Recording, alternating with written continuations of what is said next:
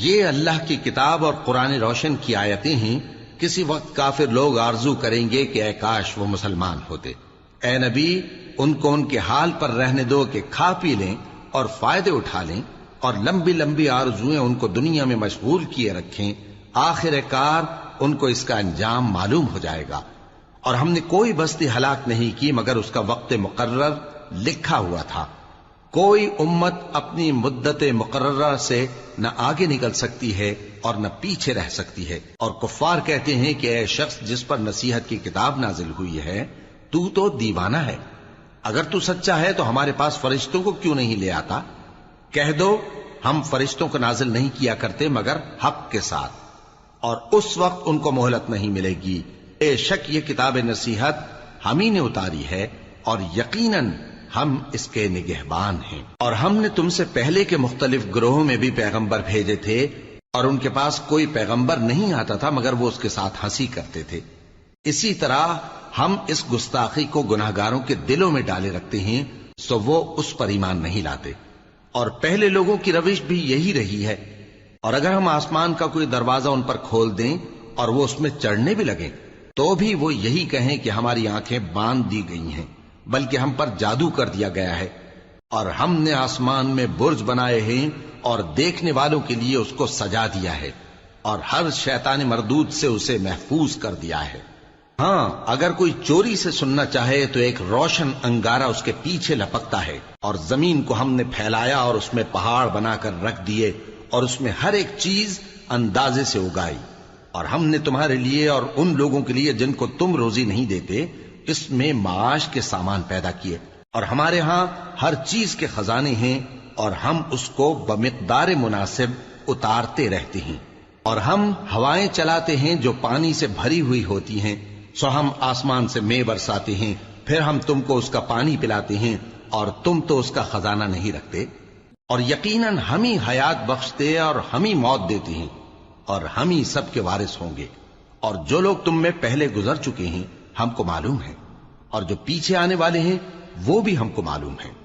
اور تمہارا پروردگار قیامت کے دن ان سب کو جمع کرے گا. وہ بڑا دانا ہے، خبردار ہے. اور ہم نے انسان کو کھنکھناتے سڑے ہوئے گارے سے پیدا کیا ہے اور جنوں کو اس سے بھی پہلے بے دھوئیں کی آگ سے پیدا کیا تھا. اور وہ وقت قابل ذکر ہے جب تمہارے پروردگار نے فرشتوں سے فرمایا تھا کہ میں کھنکھناتے سڑے ہوئے گارے سے بشر بنانے والا ہوں. بس جب میں اس کو درست کر لوں اور اس میں اپنی طرف سے روح پھونک دوں تو اس کے آگے سجدے میں گر پڑنا. چنانچہ فرشتے تو سب کے سب سجدے میں گر پڑے مگر شیطان کہ اس نے سجدہ کرنے والوں کے ساتھ ہونے سے انکار کیا. فرمایا اے ابلیس تجھے کیا ہوا کہ تو سجدہ کرنے والوں میں شامل نہ ہوا؟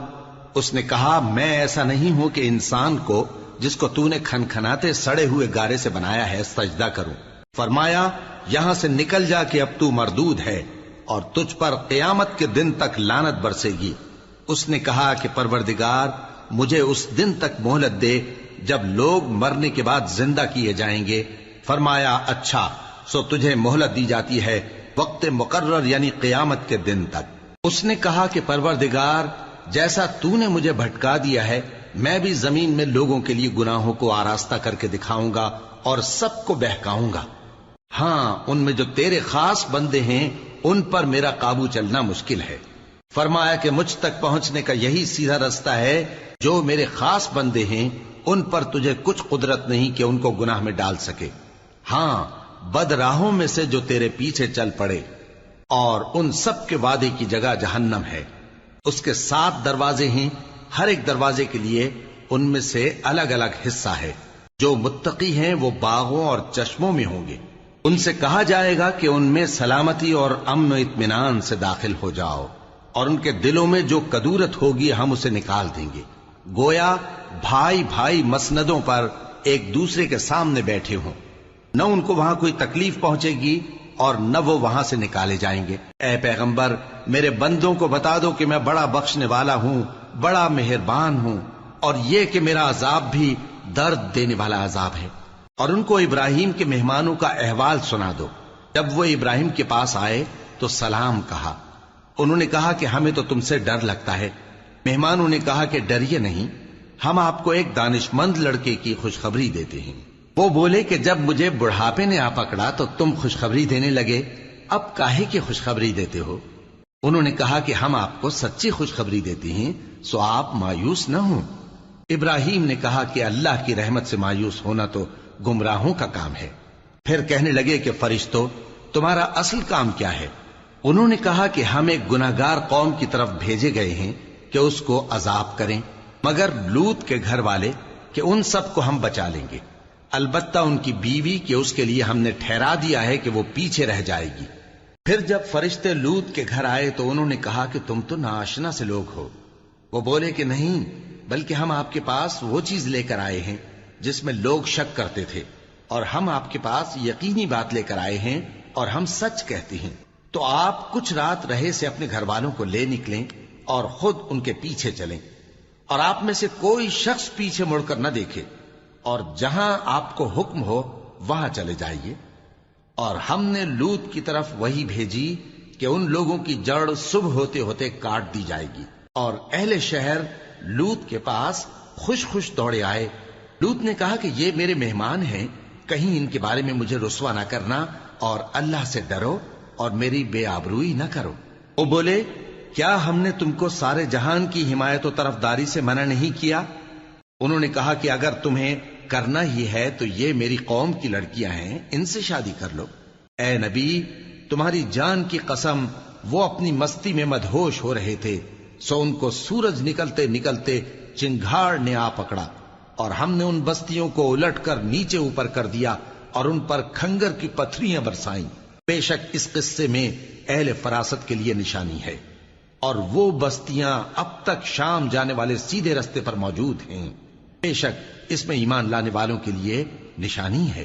اور بن کے رہنے والے یعنی قوم شعیب کے لوگ بھی گناہگار تھے، تو ہم نے ان سے بھی بدلہ لیا، اور یہ دونوں شہر کھلے رستے پر موجود ہیں۔